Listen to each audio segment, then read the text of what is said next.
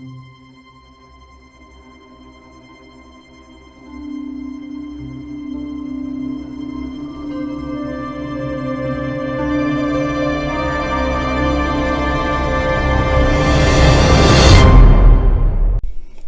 everybody, I want to wish all of you a happy 15th year anniversary.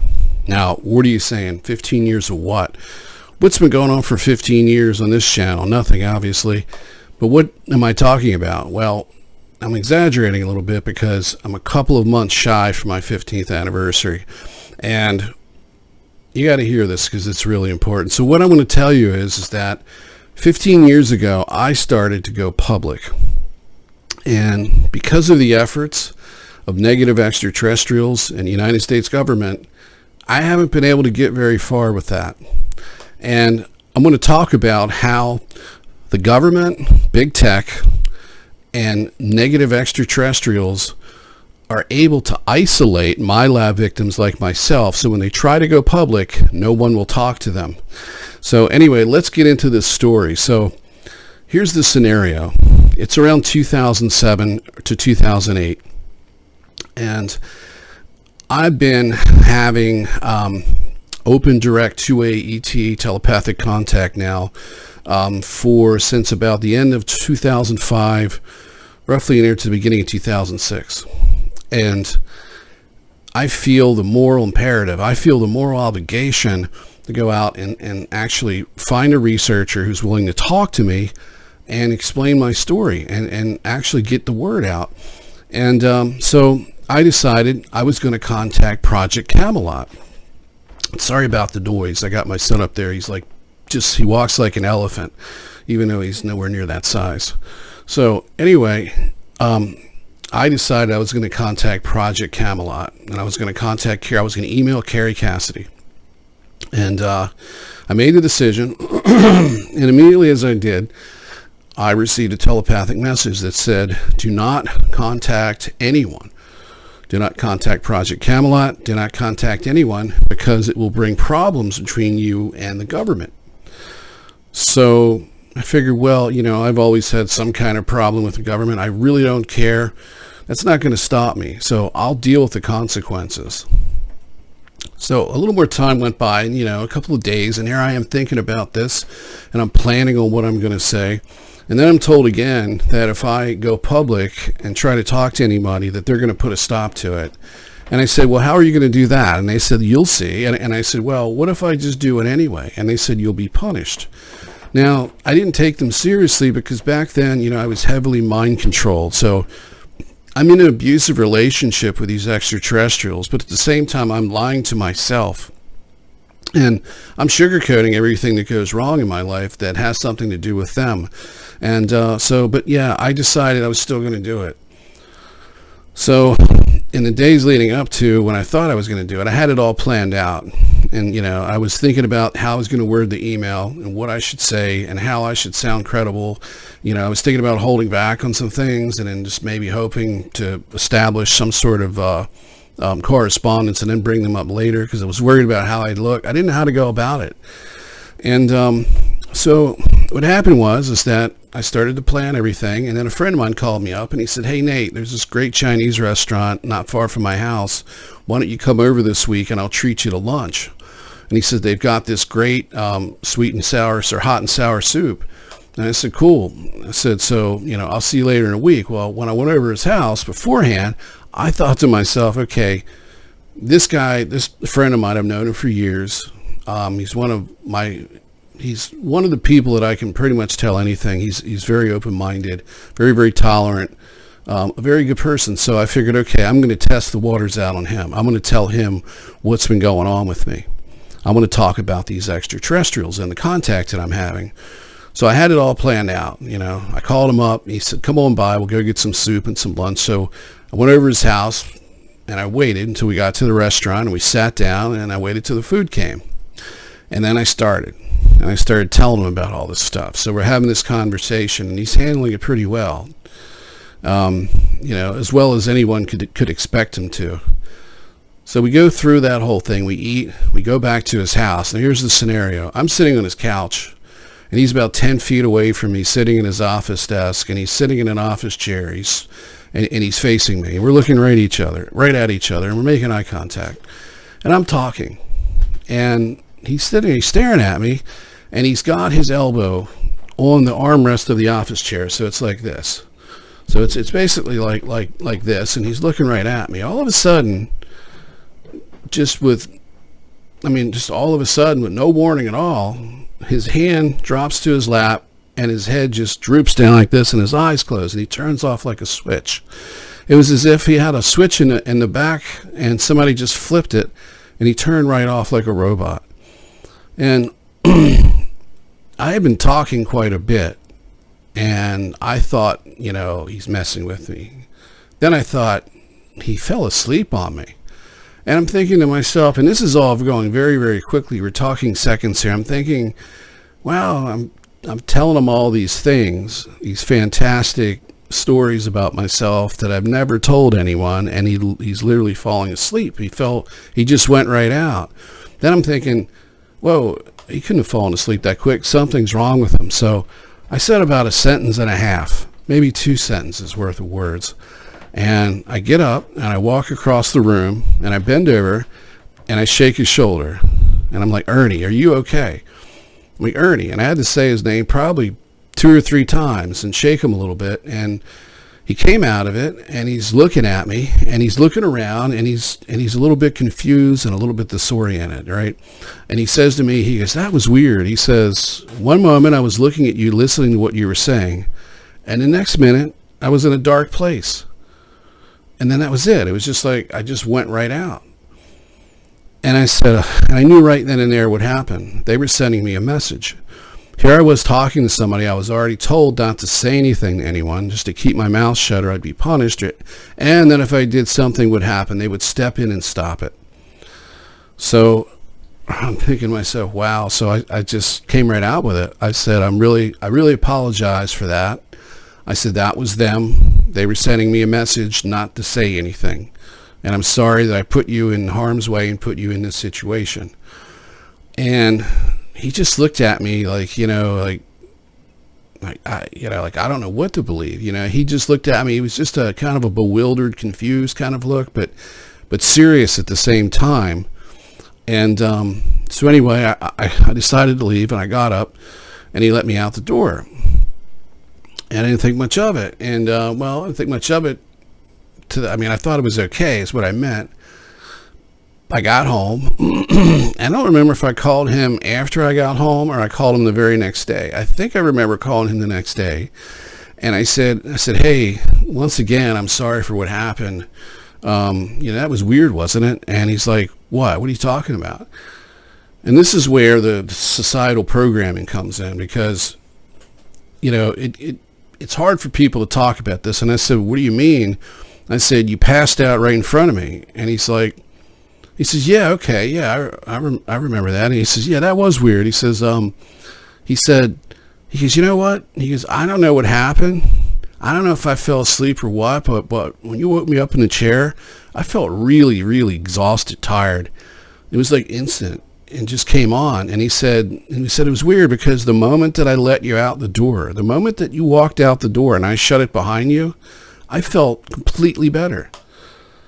And I said, well, that's a sign that it was them, because that's how they do things a lot. And a lot of times they do it in such a way that it becomes kind of obvious that somebody's doing something artificially to you, and it's not normal. It's not normal to instantly feel exhausted. Well, of course that can happen, but it's not normal to instantly feel exhausted and then moments later be completely fine again, unless there's something being done to you, such as elf waves or drugs or something like that. So, and what's interesting about these types of things is like when they happen to somebody else that's connected to you, and you finally say, okay, great, here's some validation. They can finally take me seriously. I've got some proof. There's been a mutual experience.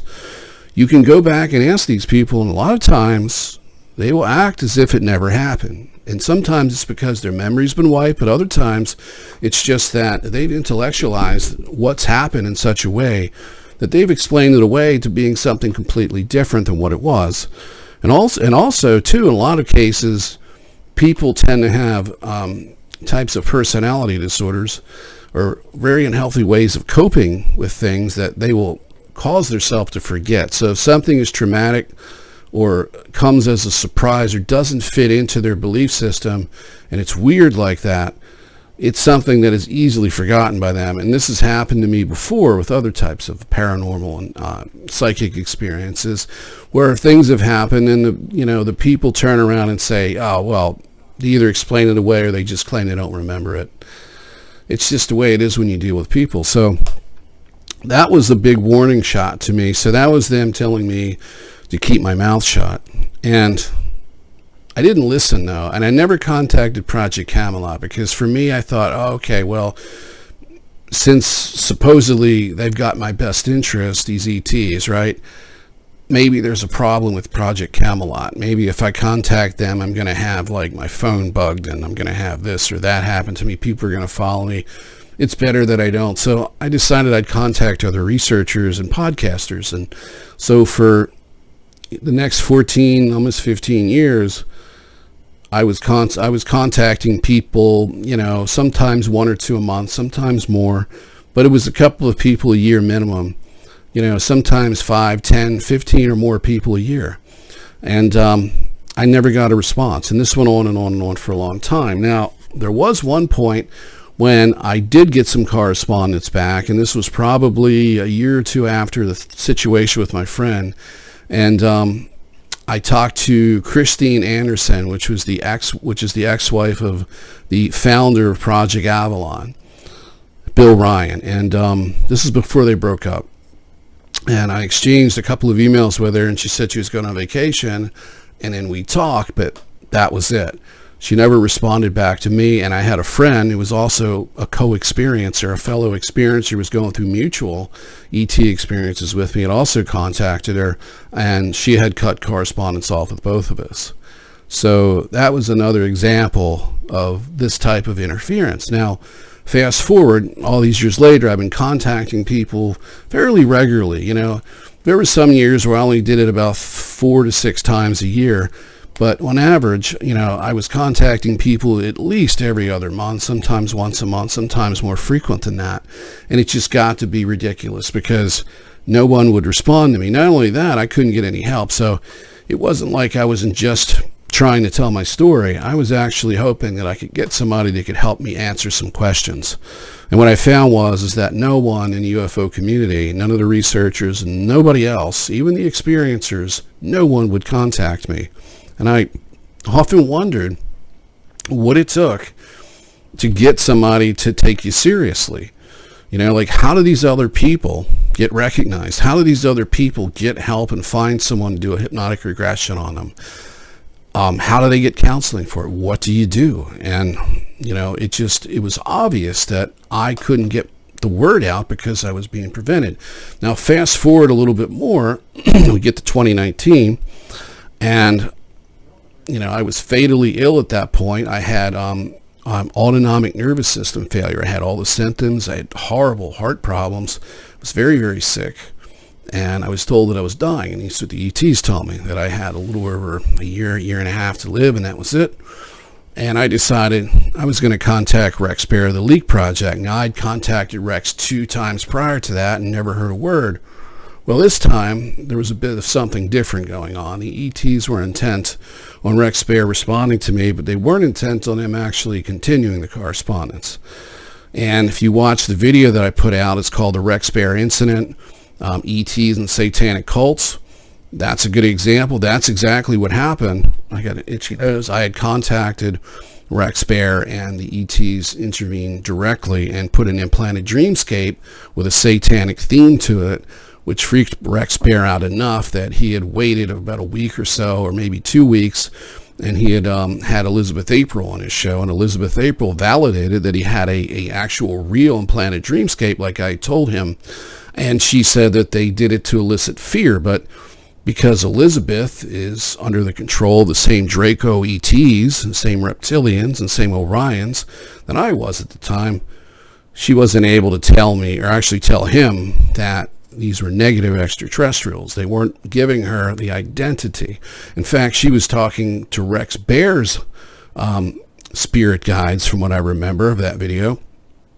And if you want to check that out, just go. I've got all the footage, including where Rex Bear asked her the question live on his show. And yeah, she's not able to identify who they are, and Rex's spirit guides played along with the whole thing and wouldn't identify them as positive or negative, and just gave Rex the choice. You can trust this person, or you can just assume that he's part of something negative and evil and avoid him. And of course, he decided I was part of something negative and evil, and he avoided me. But anyway, Rex is actually part of a MILAB abduction program known as Project Surrogate. That's something my friend Diane had actually received in a psychic download. So Rex is programmed just like I was. And of course, if you have that subconscious programming, one of the things that it does is that it creates aversions. So Rex has an aversion to covering anything that has to do with MILABs, the secret space program, as well as this itchy nose, as well as super soldiers. So he openly talks about it. He doesn't like to cover these subjects because he doesn't believe in them. And of course, that's exactly what takes place when you're mind controlled and you're programmed, is that you will have an aversion, where you don't believe in some things, or you don't think it's part of your life. For example, I never thought that I was a MILAB. That was the furthest thing from my mind. I never, even in my wildest imaginations, ever thought that I was abducted jointly by ETs in the U.S. military. Even when I suspected that I was an abductee, I never thought that the U.S. military had anything to do with it. So anyway, some of the other things that they do to you is they put sound effects in your phone and so forth. But one of the worst things that they do when you try to go public is that they shadow ban you. Now, there's a lot of censorship with big tech, and we all know about that. It's usually political in nature, but you don't hear too much about the ET stuff. And in truth, we're lumped into everyone else that's considered to be patriotic. So if you're patriotic in the United States, or if you're patriotic in any one of the other transatlantic nations, you're considered a threat to national security, because we're in a new world order. So I apologize for that sound above there. My son is deconstructing the house. So anyway, yeah, we are a threat to national security. So what happens is that the government, the intelligence agencies, in this case the Central Intelligence Agency, the CIA, contacts big tech, and they give them a list of people that they want to be flagged, who have to be shadow banned at all costs, so that they make sure that your tweets don't get out, that no one can follow them because no one can find them, and they shadow ban the living hell out of your YouTube channel. They also will shadow ban you and reduce your view counts and likes if you go on other channels and do interviews. They will do everything that they can to ensure that you do not get any reach. And that's why this channel is close to a year old and has only 560 subscribers. Part of it is my fault. I could have worked a lot harder if I wasn't interfered with.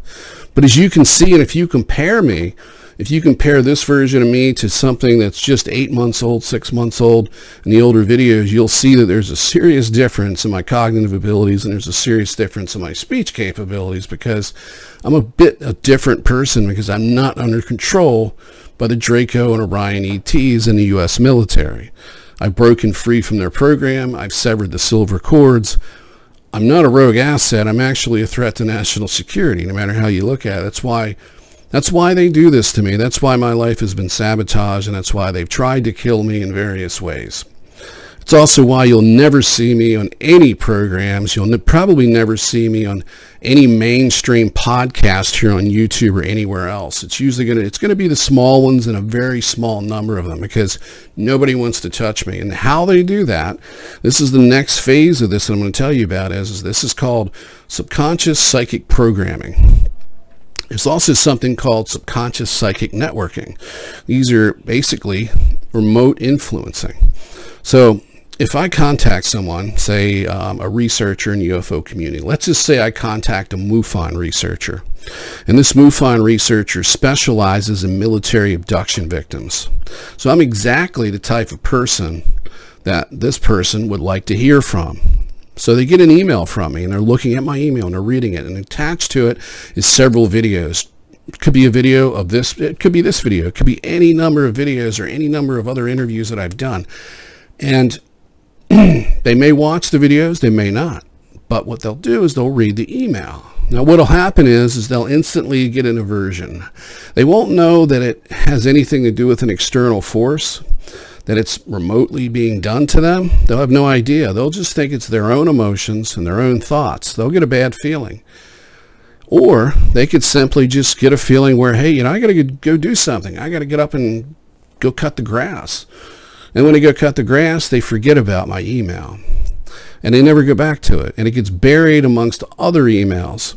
So you have this fantastic story that has evidence because it involves other people. And this evidence can be, for example, the Rex Bear incident's documented. Unless you believe Rex Bear and I pulled that off and it's a hoax, it's documented. So here I am. I've got, if you're going to talk about credentialism, I've got credentials in the form of some evidence.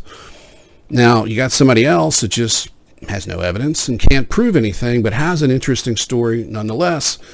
They're going to get taken seriously. I'm going to be forgotten about. Now, of course, emails get forgotten. Sometimes they go to the spam folder, junk mail inbox. Any one of those things can happen. Sometimes an assistant is reading the emails, and sometimes they might lose the email, or they may feel that it's insignificant or unimportant or not what the person they're working for is looking for, because it's a different form of subject matter. It's not exactly, because Linda Moulton Howe, I've been told, is very, very specific. When she's going after something, she's like like a laser beam. She focuses right down on it, and the other stuff just flies by. She's not interested. She wants to know a specific fact. Well, it could be something like that, but in reality, in truth, what it really is subconscious psychic manipulation. And this is what they do. And if you are considered a threat to national security, if you are considered a risk in some way to the status quo, the federal government, involving the extraterrestrial presence and everything else to do with it, you are going to get heavy subconscious manipulation involving all of the people around you that you try to contact. So for the last 15 years, I've been basically wasting my time, but trying to contact people. But lately, I have scored a little bit of victories here. So back in the spring, I think it was, might have been April, I'm not sure. But Robert of the Typical Skeptic podcast was like a ray of sunshine and put me and my friend Diane on the show so we could do so we could do a few podcasts. And then this turned into me being a regular guest. So that's one positive. Recently, I just heard from Lauda Leone of the Sovereign Key channel, and she wants to do some collaborations with me. As far as that goes, I've contacted 2 other podcasters, and that's a no-go so far with them. So I'm averaging about 4 to 5 people a week. I also just contacted Carrie Cassidy from Project Camelot for the 3rd time. So we'll see what happens with that. And what I'm going to do is, this is a bit of a social experiment. I'm actually going to be keeping a logbook of all of the people, or I'm going to keep a list and a log with notes of all the people that I try to contact. And after I get a certain number of them, I'm going to discuss who they were, and I'm going to talk about what possibly went wrong, and just talk about what's going on with the situation here, because I'm being blackballed at a subconscious level. And if it's happening to me, it's definitely happening to other people. And the reason you do not hear about other people talking about this is because most people aren't going to go through the trouble, especially if they're going to do this to you. They're going to do a lot of other things first, and they've made me very sick. They've inflicted pain upon me. They've tortured me, and they've done everything that they could to limit my reach and shut me up before I could even reach anybody. But the tide is changing, and things are going to get better, at least a little bit. I may only get to 2,000 subscribers. I may never even get to 1,000. I may have my channel shut down. Who knows what's going to happen? But I can guarantee you this, 99% of the people that I approach are going to turn me down and not want to talk to me. But I'm going to keep at it. So I just want to let you guys know that, and I'll see you in the next video. Have a great one, and I want to let you know... What I want to let you know is that reality is God's dream, and we are nothing but thoughts in a never-ending story. And that means that we need to take the pen of destiny together out of love and write the greatest story ever told. So with that, I'll see you soon, and I'll see you in the next video. Take care.